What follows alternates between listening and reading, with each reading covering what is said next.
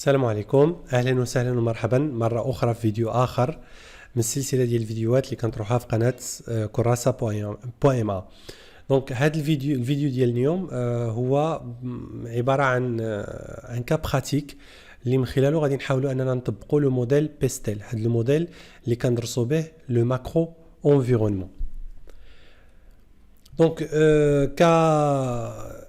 تقديم اول حاجه غادي نحاولوا اننا نشوفوا. Donc on va essayer de présenter le cas et la problématique.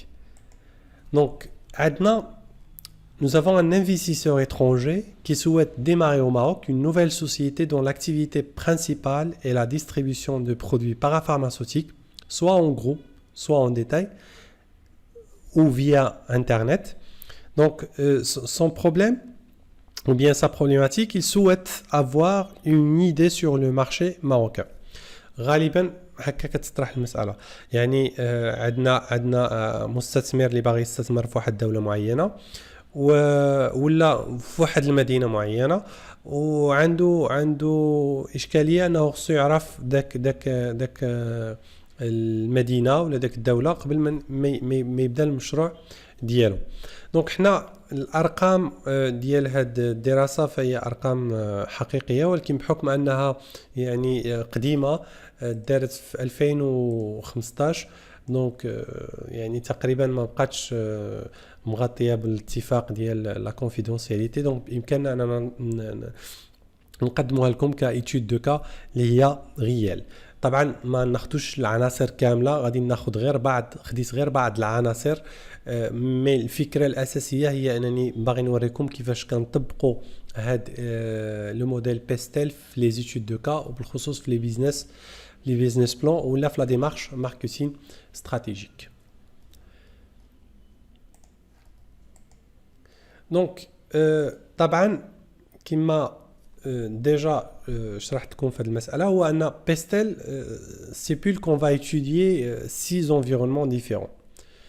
Mais en fonction de chaque projet, on peut se limiter à un certain nombre d'environnements. C'est-à-dire حنا عندنا 6 ديال لي زونفيرونمون، مي ماشي بالضروره اننا ندرسوهم كاملين، يمكننا اننا نقتصروا فقط على بعض quelques environnements. Par exemple, في لو كا ديالنا qu'est-ce qu'on va présenter ou bien qu'est-ce qu'on va étudier? On va tout d'abord étudier l'environnement légal, من بعد l'environnement économique, من بعد l'environnement social et au final donc l'environnement technologique. Donc tout d'abord l'environnement légal. طبعا j'insiste toujours بان هنا كنهضروا على 2015، c'est-à-dire بان ça fait déjà 4 ans. يعني المعطيات اللي ممكن انهم يتعرضوا في هذا الفيديو ممكن يكونوا قدام شويه، ما باقينش صالحين 2019، ولكن انا الهدف هو انني نبين لكم الطريقه ديال كيفاش يمكننا نستعملوا الموديل ديال بيستيل في لي زيتود دو لونفيرونمون. دونك الدراسه اللي قمنا بها في ذاك الوقيته لقينا بان الخلاصه الاولانيه: à date de 2015 au Maroc, la commercialisation des produits parapharmaceutiques n'est pas réglementée par un texte réglementaire spécifique. يعني الدراسات ديال القوانين اللي درسناها في ذاك الوقت، يعني حاولنا نتسراو في الانترنت، تسالينا في الموقع ديال الامانه العامه للحكومه، تسالينا في واحد المجموعه ديال المواقع ديال الانترنت، وخرجنا القوانين اللي متعلقه بهذا المجال، يعني القوانين اللي متعلقه بلا ديستريبيسيون ديال لي برودوي parapharmaceutique au Maroc. ولقينا بان حتى 2015 la commercialisation des produits parapharmaceutiques n'est pas réglementée par un texte réglementaire spécifique. يعني كان باقي ما خرجش شي قانون خاص اللي كيأثر التجاره ديال لي برودوي parapharmaceutiques. الخلاصه الثانيه ان la fédération des pharmaciens au Maroc, à l'époque, s'efforce pour amender le texte de loi 1704 afin de rendre exclusif la commercialisation de certains produits parapharmaceutiques par les officines. يعني هنايا la fédération des pharmaciens à l'époque كانوا في البرلمان كيحاولوا انهم يغيروا القانون 1704 من اجل انهم يجعلوا هاد البيع ديال هاد المنتوجات لي برودوي بارافارماسيوتيك يكون خاص بلي فارماسي.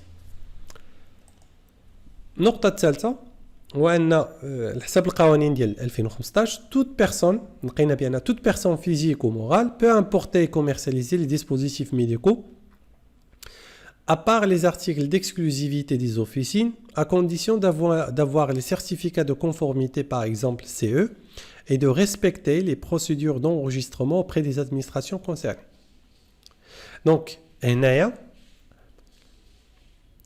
الفكرة هو أن pour شفنا في النقطة الأولانية درسنا les produits parapharmaceutiques. دابا كنهضروا على les dispositifs médicaux. دونك لقينا بان اي واحد اي شخص que ce soit physique ou moral يقدر انه يامبورتي يقدر انه يكوميرسياليزي هاد لي ديسبوزيتيف ميديكو ابار كاينه اون ليست. لقينا بان كاينه اون ليست ديال لي زارتيكل اللي هما اكسكلوزيف لي زوفيسين هما اللي مخولين انهم يديروا لا كوميرسياليزاسيون ديال هاد لي برودوي. دونك من غير هاد لا ليست يمكن اي واحد انه يامبورتي ويكوميرسياليزي هاد لي ديسبوزيتيف ميديكو ا كونديسيون انه يتبع المسطره باش يسجل هاد لو ديسبوزيتيف ميديكال. الخلاصه الثالثه الرابعه باردون l'association des distributeurs de matériel s'oppose fermement aux dispositions de la loi 84/12 qui considère que cette loi contredit la loi de la concurrence. يعني هنايا كما قلنا بان لا فيدراسيون ديال لي فارماسيان كيحاولوا انهم يغيروا هذا القانون هذا باش يرجعوا لا كوميرسياليزاسيون دو سيغتان برودوي بارافارماسوتيك اكسكلوزيف بار لي اوفيسين. من جهه واحده اخرى لاسوسياسيون دي ديستريبيتور دو ماتيريال ولا دو ديسبوزيتيف ميديكو كانوا كيعارضوا بشده هذا القانون 84/12 بالخصوص هذا القانون هذه اللائحه اللي هضرنا عليها هنايا لي زارتيكل اللي هما اكسكلوزيف اللي خصهم يتباعوا غير فيا لي زوفيسين. هاد لاسوسياسيون كيعتبروا بان هاد يعني لي زوفيسين التخصص ديالهم غير الدواء وبينما لي ديسبوزيتيف ميديكو خصهم هما يكون عندهم الامكانيه انهم يبيعوا هاد المنتوجات. دونك يعني هذه الخلاصه بعد ما درسنا لونفيرونمون ليغال خرجنا بواحد الفكره واضحه هو ان كاين واحد يعني كاينين قوانين اللي كتاثر البيع ولا لا كوميرسياليزاسيون ولا لا ديستريبيسيون ديال كو سوا لي برودوي بارافارماسوتيك ولا لي ديسبوزيتيف ميديكو. لقينا بان كاينين دي جوار بحال مثلا لا فيدراسيون دي فارماسيان ولا لاسوسياسيون دي ديستريبيتور دو ماتيريال اللي هما عندهم الدور واللي كيكون غالبا عندهم الدور وادوار كبيره باش انهم يعني قبل ما كيخرجوا قوانين يعني كيحاولوا طبعا كل فئه هنايا ولا كل جمعيه ولا كل فيدراسيون كتحاول انها تدافع على المصالح ديال الناس ديالها يعني مساله عاديه. دونك هنا خرجنا بخلاصه كبيره بان اي واحد ممكن انه بالخصوص ديال بالنسبه لي ديسبوزيتيف ميديكو امكان اي واحد كسوا شخص ذاتي ولا معنوي امكانه انه يامبورتي ولا يكوميرسياليزي هاد لي ديسبوزيتيف ميديكو. دونك هذا فيما يخص لونفيرونمون ليغال. من بعد لونفيرونمون ليغال دوزنا لونفيرونمون ايكونوميك وديما المعطيات ديال 2015 يعني كنهضروا على معطيات اللي هي شويه قديمه. لونفيرونمون ايكونوميك خصنا ندرسوا الديناميكيه ديال الاقتصاد. دونك اول مؤشر كندرسوا في الديناميكيه ديال الاقتصاد هو البي بي. دونك طبعا البي بي على حسب المعطيات ديال 2015 معطيات اللي هي تيري من لا بنك مونديال من ستاتيستيك ديال لا بنك مونديال وهنا كتعطينا فكره على ليفولوسيون ديال البي بي المغرب الناتج الداخلي الخام من 2000 حتى 2015. دونك هنا كيعطينا مثلا دوزنا من 2000 كان البي بي ديال المغرب تقريبا واحد 37 مليار ديال الدولار.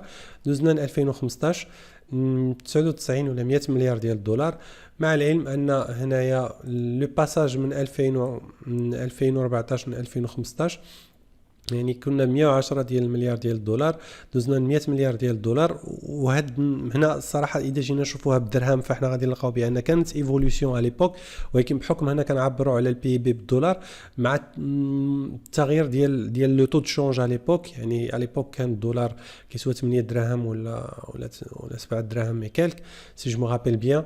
دونك مي من 2014 ل 2015 الدولار طلع بالنسبه للدرهم، دونك اوتوماتيكمون القيمه تحت ولا لا فالور ولا ديال البي بي بارابور ولا باستعمال الدولار.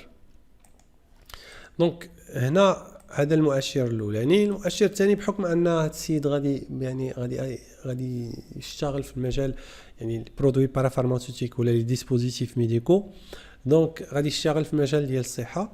دونك هنايا كذلك حاولنا اننا نشوفوا لي ديبونس اون سونتي بارابور البي بي. يعني حاولنا اننا نشوفوا مثلا في سنه 2000 كان 4% ديال البي بي ديال المغرب كان كيمشي في مصاريف ديال الصحه.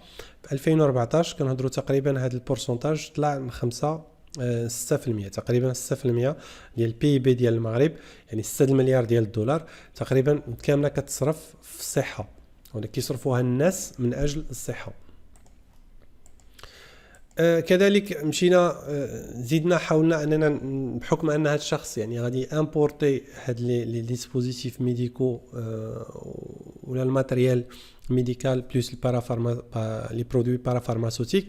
دونك حاولنا ندرسوا بحكم ان اكبر مشتري في المغرب ديال هاد لي برودوي، اكبر مشتري هي وزاره الصحه. دونك حاولنا اننا نشوفوا شحال الميزانيه ديال الصحه، شحال النسبه المئويه اللي كتمشي في الماتريال، ولقينا بان 31% ديال ميزانيه الصحه كتمشي في لي انفستيسمون دو، يعني هنا في لي زاشا دو ماتريال. طبعا هنايا اذا رجعنا حنا كنهضروا هنا على 2014، ولكن غادي نحاولوا نشوفوا واش كانت كاينه ايفوليوشن ولا لا. من 2004 تقريبا غادي نلاحظوا بان كانت كاينه واحد ليفوليوشن، يعني المشتريات ديال الماتريال في 2004 كانت قليله بالنسبه ل 2014. يعني النسبه ديال الميزانيه ديال وزاره الصحه اللي كتمشي غير المشتريات باش نشريو الادوات هاد لي ديسبوزيتيف ميديكو ولا هاد الماتريال ميديكال، دونك هاد الميزانيه كبرت مشى وكتكبر. دونك هذا فيما يخص لونفيرونمون ايكونوميك. في لونفيرونمون سوسيال طبعا كتهمنا لا ديموغرافي، بحكم اننا غادي نبيعوا دي برودوي اللي هما بارافارماسيوتيك ولا دي ديسبوزيتيف ميديكو، وغالبا لي برودوي بارافارماسيوتيك شكون اللي كيشريهم الناس اللي هما عندهم 30 عام حتى 50 عام، يعني عندهم واحد المدخول وكيشريو دوك لي برودوي بارافارماسيوتيك ولا لي ديسبوزيتيف ميديكو.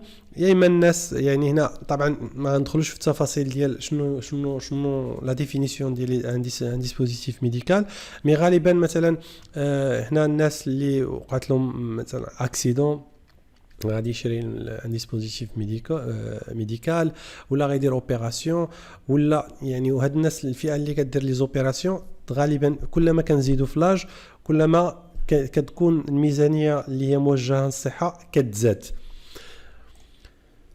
دونك هذا هنا البروجيكسيون دو ليفوليسيون دو لا بوبولاسيون ماروك بين 2000 و 2035. في نفس الدراسه حاولنا اننا نديروا واحد لا كومباريزون بيراميد دي زاج، وفي هاد بيراميد دي زاج كنلاحظوا بان الفئه يعني حنا يعني المستهدفه ولا اللي غادي تكون اللي غادي تحتاج هاد النوعيه ديال هاد المنتوجات، هاد الفئه ماشيه وكتكبر. هاد الفئه هذه مقارنه مع هاد الفئه هذه دونك ماشيه وكتكبر. دونك هذا فيما يخص لونفيرونمون سوسيال. في الاخير بحكم ان الانفستيسور كان محتاج كذلك انه يعرف ليفوليسيون ديال، بحكم انه كان غادي يدير سيت ويب اللي من خلاله غادي يبيع المنتوجات ديالو بالخصوص لي برودوي بارافارماسوتيك. دونك كان محتاج انه يعرف لونفيرونمون تكنولوجيك ديال المغرب. حنا كنهضروا دائما جو رابيل دونك كنهضروا على 2015. دونك à l'époque l'évolution et taux de pénétration de l'internet كنلاحظوا بان يعني البارك ديال الانترنت ماشي وكيكبر، وتقريبا الناس اللي كانوا ابوني للانترنت في 2015 تقريبا كنهضروا على 14.4 مليون ديال الناس اللي كان عندهم لاكسي للانترنت. هادو معطيات ديال داك الوقت. دونك طبعا هنا دخلنا في تفاصيل اخرى. لا ريبارتيسيون دي utilisateurs d'internet par tranche d'âge. شكون اللي كيستعمل الانترنت، ولكن بحكم لا سيبل ديال هاد الانفستيسور كنهضروا على الناس يعني اللي هاد الفئه هادي 25 عام حتى 44 عام. كنلاحظوا بان تقريبا 58% ديال المستعملين الانترنت في المغرب هما اللي عندهم هاد الفئه بين 25 و 44 سنه. دونك هي هذه الفئه المستهدفه بداك السيت ويب اللي كان من خلاله غادي نبيعوا المنتوجات ديال لي برودوي بارا فارماسوتيك. كذلك كم يعني تفصيل واحد اخر اللي هو مهم، المدن. دونك هنا طبعا الترتيب ديال المدن في المغرب على حسب لاكتيفيتي ديال الاي كوميرس. طبعا ديما معطيات ديال 2015 وهاد المعطيات غتكون دابا طبعا في 2019 تبدلت. مي على ليبوك كازا كانت هي الاولى، رابا من بعد مراكش، من بعد اكادير، من بعد فاس، من بعد طنجة.